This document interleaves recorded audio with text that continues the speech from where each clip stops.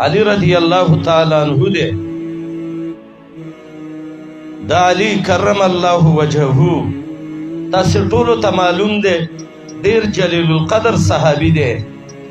دا علی رضی الله تعالی عنہ یو ځل د وړوکي اختر ورځ ده، نو د علي صاحب وچه ډوډۍ راغستې ده د وربشو او لګیا دی خوري. نو چا ورته ویلې علي نن خو د خوشحالۍ ورځ ده او نن د خوراکونو ورځ ده، نو علي ته په دې ورځ باندې د وربشو یو وچې روټۍ ته ناست او دا خوري. نو سیدنا علي کرم الله وجهه ته وایي خوشحالي د هغه چا ده چې د هغې بندګي قبوله شوې، او علي ته پته نشته چې د ده عبادت به قبول شوی او که د ده عبادت به نه قبول شوی.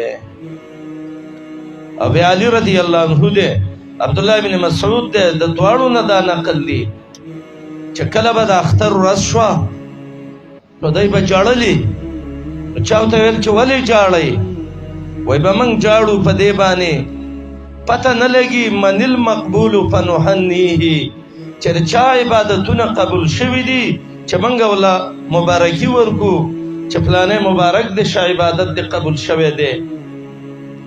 او ومن المردود فنعزیه، او داسې پته نه لګي چې د چا عبادت نه دی قبول شوی چې هغوی ته موږ وژاړو، موږ ورته تعزیه وکړو، موږ ورته غم وکړو.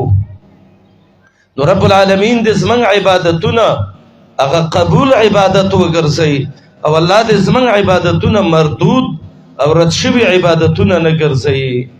موږ څه خو زما ورونو اختر کې دا سوچي جامې واچوو، خوراک ډېر راوړاو او ډېر هاهو جوړ کا، خو د دې نه موږ ته ګوره لوی غم دا دی چې دا سوچ کول غواړي چې یاره زما عبادت قبول شوی دی او که زما عبادت نه دی قبول شوی.